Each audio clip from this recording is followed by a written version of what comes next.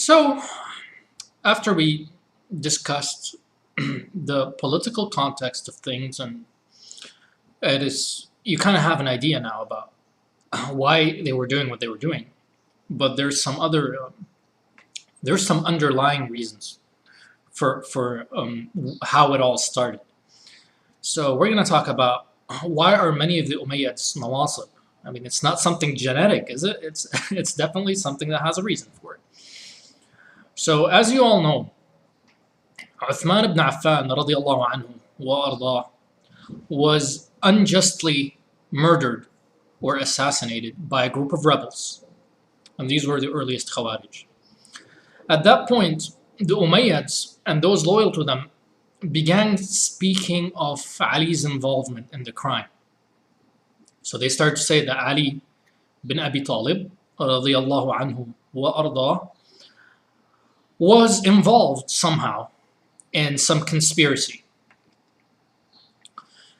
They had different opinions on Ali. They were not all of the same opinion. Some accused him, some of these Umayyads, they accused him of openly participating in Uthman's assassination.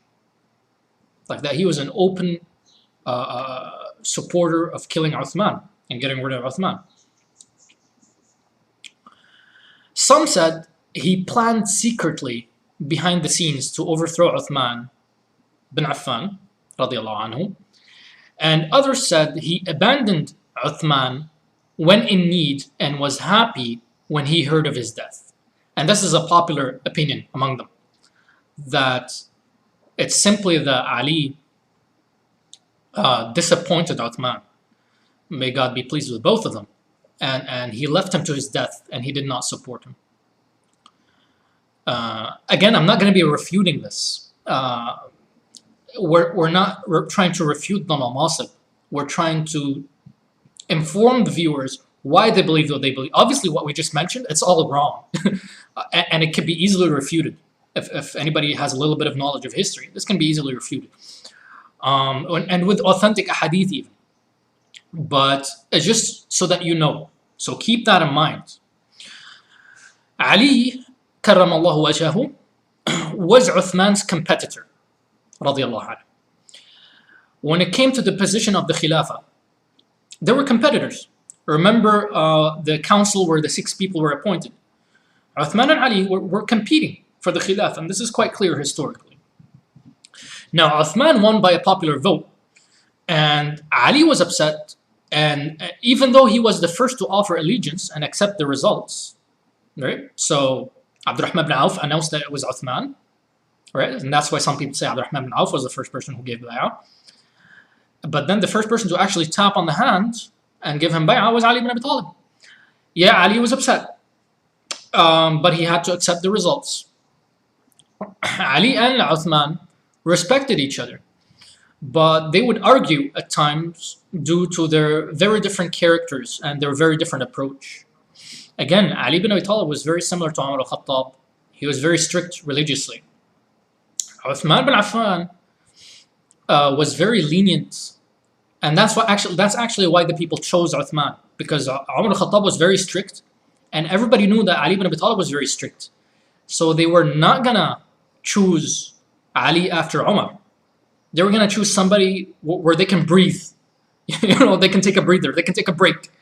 That's how it was. So because of these different approaches between Uthman and Ali, they often argued about things. And when the people surrounded Uthman, Ali radiallahu anhu was a loyal ally and helper who tried to defend Uthman radiallahu anhu, and he tried to negotiate on his behalf.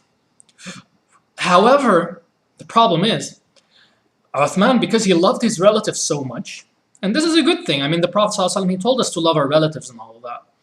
But Uthman was quite extreme in his love for his relatives. And it was very soft. He had a very soft spot for anybody who's related to him, even if they wronged him. And they wronged him often. They often got him in trouble. Uthman's relatives, may God forgive them, made matters worse for him with their basically constant meddling and irresponsible actions. And there was a lot of tension between Ali and Uthman's relatives during this time.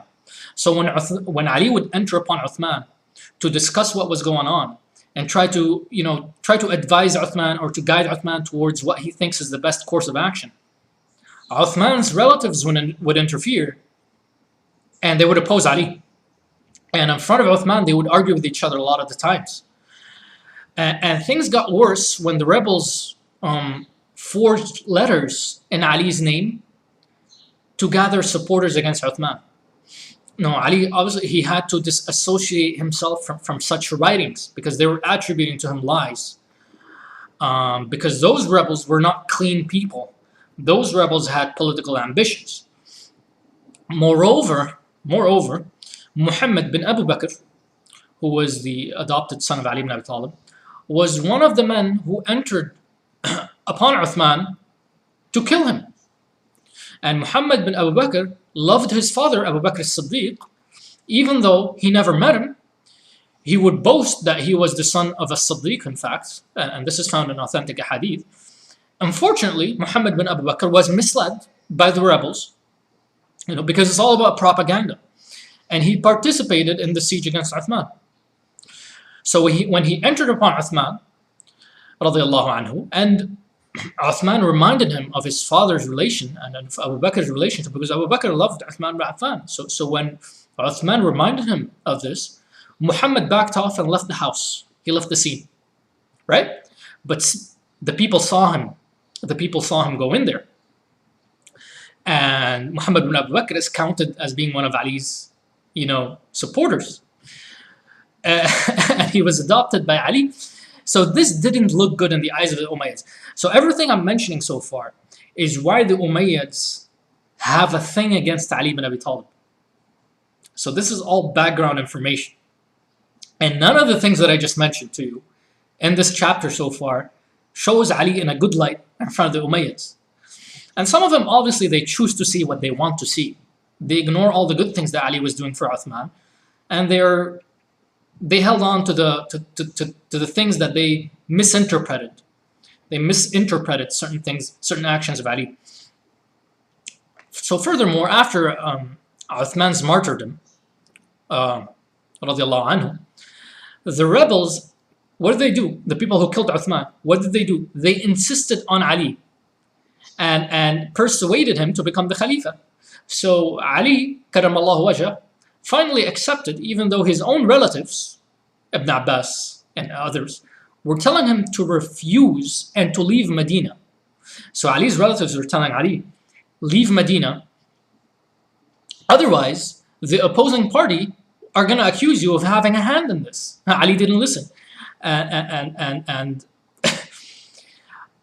something you need to know, that Ali ibn Abi Talib often did not listen to advice. Anybody who has read Ali's personality throughout history, he doesn't take advice. And this is a very bad thing.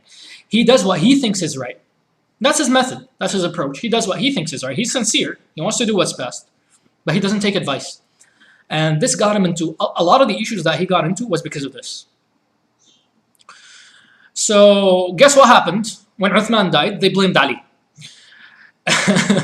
So matters got worse when the governor of Syria, who was Muawiyah, who was Uthman's close relative, he began asking for his right to punish the killers of his blood relative, Uthman bin Affan.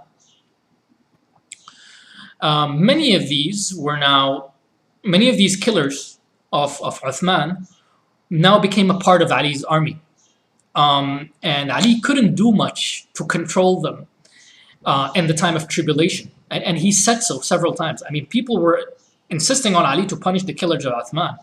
And Ali would often tell them, it is not a good idea to do this at this point in time, because matters are still chaotic and things have not settled down, and these people are embedded in the army, and there's going to be another civil war, and the army is going to split, and the government is going to collapse. So they didn't get it. People were very emotional that the Khalifa was killed. Furthermore, Uthman's killer himself is not known.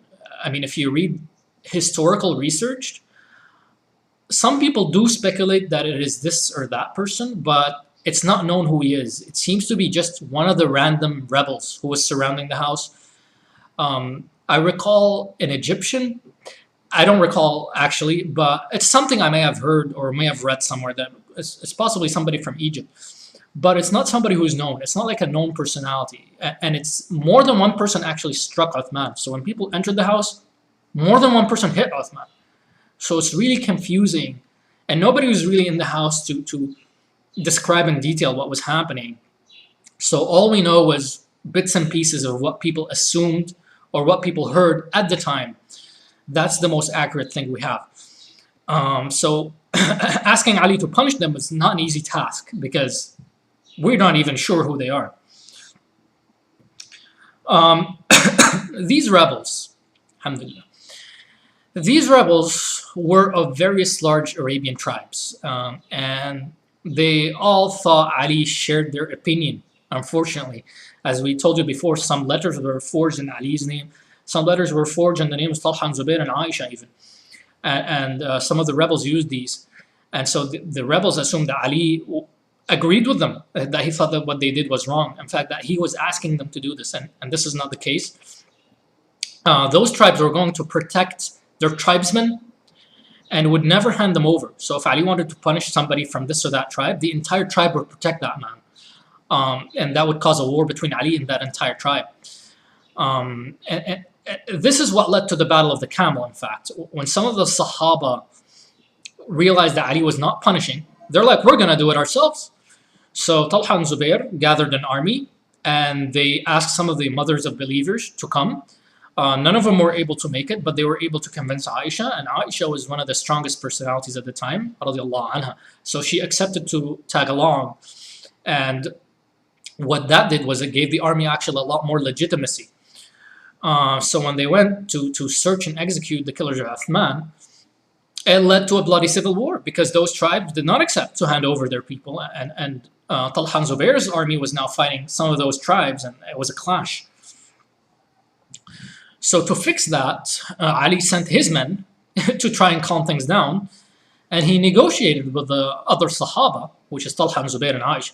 He negotiated with them to convince them that the matter was beyond his capability, and that it is better to wait until matters settle down than figure out a way to do Uthman justice, basically. The truth is that Ali used to always curse Uthman's killers. So this is the truth of the matter. And Ali often praised Uthman bin Affan, especially after his death, as was reported in many authentic reports that Ali was praising him. In fact, Ali was once asked about the people who rebelled against Uthman. What motivated these people? So the people asked Ali ibn Abi Talib, what motivated the people to rebel against Uthman? And Ali ibn Abi Talib replied right away, it was due to jealousy. So he's basically saying it's political. They were jealous of his position. They were jealous of his governors. They were, the governors were quite an obstacle to some of these people's ambitions. And that is why the Umayyads have a grudge against Ali ibn Abi Talib.